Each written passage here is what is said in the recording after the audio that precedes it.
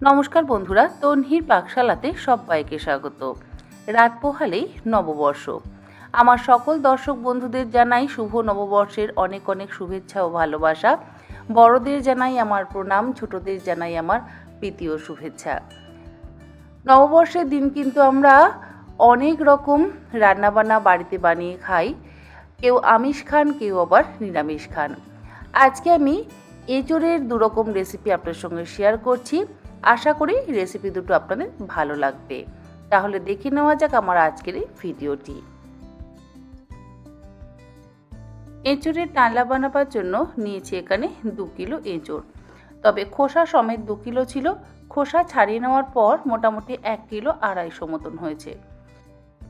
ভালো করে এঁচোড়ের খোসাগুলো ছাড়িয়ে নিয়ে বুকের অংশটাও কিন্তু কেটে নিয়েছি। তবে যেটুকু রয়েছে সেটাকেও অল্প একটু কেটে নিয়ে মিডিয়াম সাইজে চৌকো টুকরো করে কেটে নেব।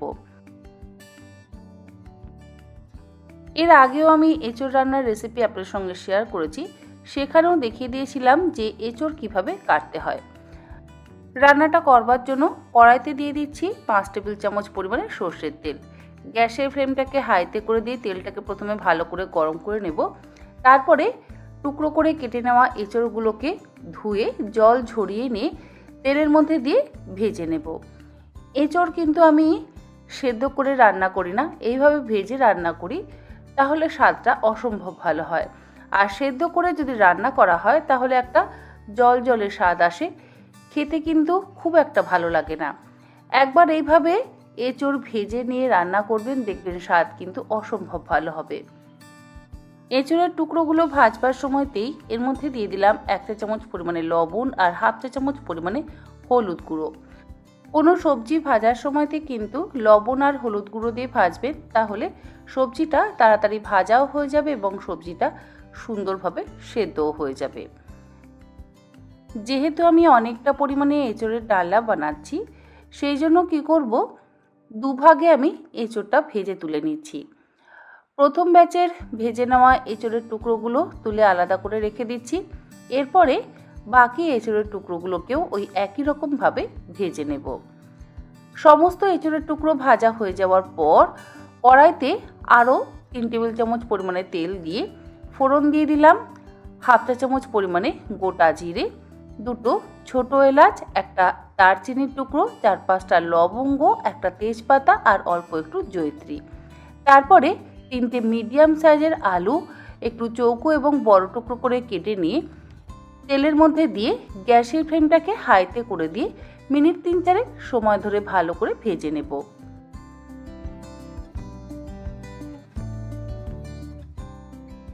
আলুর টুকরোগুলো ভাজবার সময়তেও অল্প একটু লবণের ব্যবহার করলাম, হলুদের ব্যবহার আর আলাদা করে করছি না।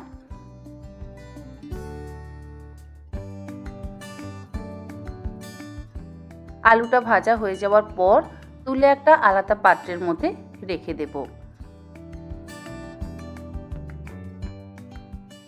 আলু ভাজা হয়ে যাওয়ার পর একটা মশলা তৈরি করে নেব।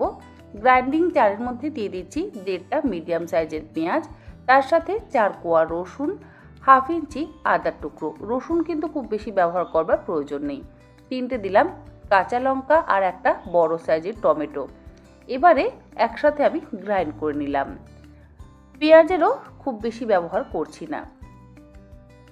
কড়াইতে যে তেলটা রয়ে গেছিলো সেই তেলের মধ্যে ফোড়ন দিয়ে দিলাম অর্ধেক কুচিয়ে নেওয়া পেঁয়াজ। গ্যাসের ফ্লেমটাকে মিডিয়াম টু হাইতে করে দিয়ে পেঁয়াজ কুচিটাকে একটু লাল করে ভেজে নিচ্ছি। তারপরে এর মধ্যে বাটা মশলাটা দিয়ে দিলাম। বাটা মশলা দিয়ে একসাথে খুব ভালো করে কষিয়ে নেব। গ্যাসের ফ্লেমটাকে মিডিয়াম টু হাইতে রেখেছি। মিনিট 5 মশলাটা কষানো হয়ে যাওয়ার পর একে একে দিয়ে দিচ্ছি গুঁড়ো মশলাগুলো। দিচ্ছি এখানে 2 টেবিল চামচ পরিমাণে জিরে গুঁড়ো, 1 চা চামচ পরিমাণে লঙ্কার গুঁড়ো, এটা কিন্তু নর্মাল লঙ্কার গুঁড়ো দিলাম। 2 টেবিল চামচ পরিমাণে দিয়ে দিলাম কাশ্মীরি লঙ্কার গুঁড়ো, তার সাথে 1 চা চামচ দিচ্ছি শাহি গরম মশলার গুঁড়ো, স্বাদ অনুসারে লবণও দিয়ে দিলাম। আর দেব 1 চা চামচ পরিমাণে হলুদের গুঁড়ো। হলুদ গুঁড়ো খুব বেশি ব্যবহার করবার প্রয়োজন নেই। অল্প একটু জল দিয়ে এই সমস্ত মশলা একসাথে খুব ভালো করে কষিয়ে নেব, গ্যাসের ফ্লেমটাকে মিডিয়াম টু হাইতে রেখে।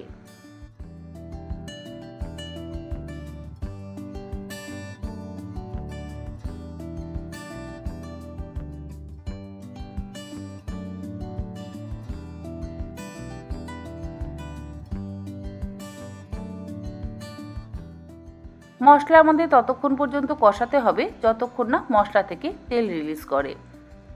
মিনিট 6-7 সময় ধরে মশলাটাকে খুব ভালো করে কষিয়ে নেওয়ার পর এর মধ্যে দিয়ে দিচ্ছি ভেজে রাখা আলুর টুকরোগুলো আর দিয়ে দিচ্ছি আগে থেকে ভেজে রাখা এঁচোড়ের টুকরোগুলো।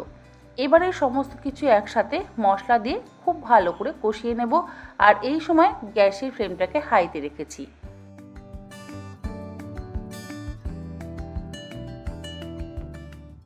যেহেতু পরিমাণে বেশি সেই জন্য একটু বেশি সময় ধরে ধীরে ধীরে মশলাটাকে কষিয়ে নিতে হবে। মিনিট 10-12 সময় ধরে আমি এঁচোড় এবং মশলা একসাথে ভালো করে কষিয়ে নেওয়ার পর এর মধ্যে দিয়ে দিচ্ছি বেশ কিছুটা পরিমাণে গরম জল।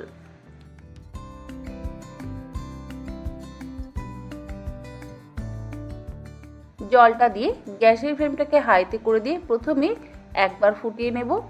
যখন ফুটে উঠবে তখন গ্যাসের ফ্লেমটাকে লোতে করে দিয়ে আরও মিনিট 5 ফুটিয়ে নেব যাতে এঁচোড় আর আলু সুসেদ্ধ হয়ে যায়। অপরদিকে একটা থালার মধ্যে আমি ঢেলে নিচ্ছি 500 গ্রাম পরিমাণে বাগদা চিংড়ি। কিছু চিংড়ির পেছনের লেজটা আমি রেখে দিয়েছি আর কিছু চিংড়ি একদম সুন্দরভাবে পরিষ্কার করে নিয়েছি। চিংড়ির পিঠে যে কালো সুতোর মতন ময়লাটা থাকে সেটাও কিন্তু ফেলে দেওয়া হয়েছে।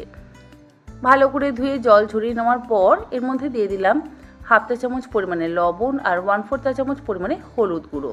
লবণ আর হলুদ গুঁড়ো মাখিয়ে মিনিট 4-5 রেখে দেব। খুব বেশিক্ষণ সময় ধরে ম্যারিনেট করে রাখবার প্রয়োজন নেই। আর এখানে আমি একটু বড় সাইজের চিংড়িরই ব্যবহার করেছি, আপনারা চাইলে আর একটু ছোট সাইজের চিংড়িরও অবশ্যই ব্যবহার করতে পারেন। চিংড়িগুলোকে হালকা করে ভেজে নেব।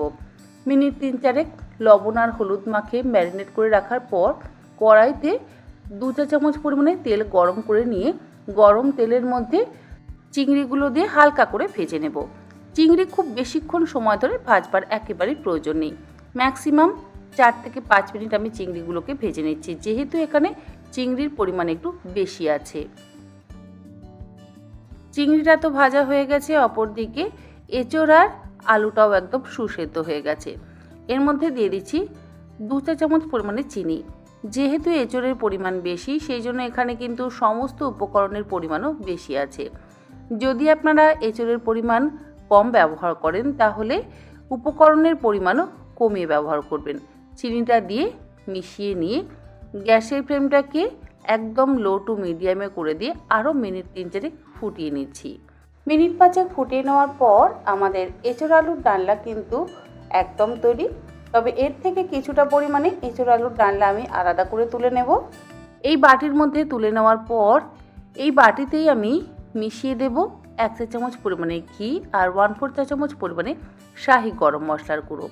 আর কড়াইতে যেটা রয়ে গেল তার মধ্যে মিশিয়ে দিচ্ছি ভেজে রাখা চিংড়িগুলো দিয়ে গ্যাসের ফ্লেমটাকে মিডিয়ামে রেখেই মিনিট 3 আরও ফুটিয়ে নেব। চিংড়ি দিলে কিন্তু এর স্বাদ আরও দ্বিগুণ মাত্রায় বেড়ে যায়।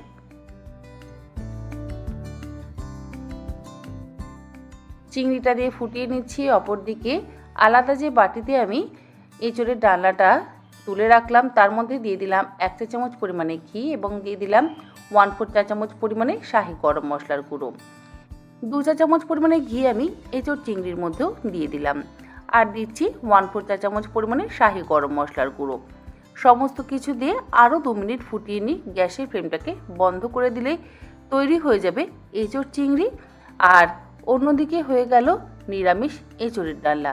তবে যারা একদম পেঁয়াজ রসুন ছাড়া এঁচোড়ের ডালনা খেতে চান তারা অবশ্যই পেঁয়াজ রসুন বাদ দিয়ে হিং আর আদা বাটা দিয়ে তার সাথে ধনে জিরে গুঁড়ো এবং ঘি গরম মশলা দিয়ে এঁচোড়ের ডালনা অবশ্যই বানিয়ে নিতে পারেন। আমাদের 2 রকম এঁচোড়ের রেসিপি একদম তৈরি। গ্যাসের ফ্লেমটাকে বন্ধ করে দিয়ে এঁচোড় চিংড়িটাও সার্ভ করব। আশা করি আমার আজকের এই 2 রকম সহজ পদ্ধতির এঁচোড়ের রেসিপি আপনাদের ভালো লাগলে অবশ্যই যে কোনো দিন যে কোনো একটা ট্রাই করে দেখতেই পারেন। আজ তাহলে এই পর্যন্ত, আবার হাজির হয়ে যাব অন্যদিন অন্য কোনো রেসিপি নিয়ে। ভালো থাকবেন, সুস্থ থাকবেন, ধন্যবাদ।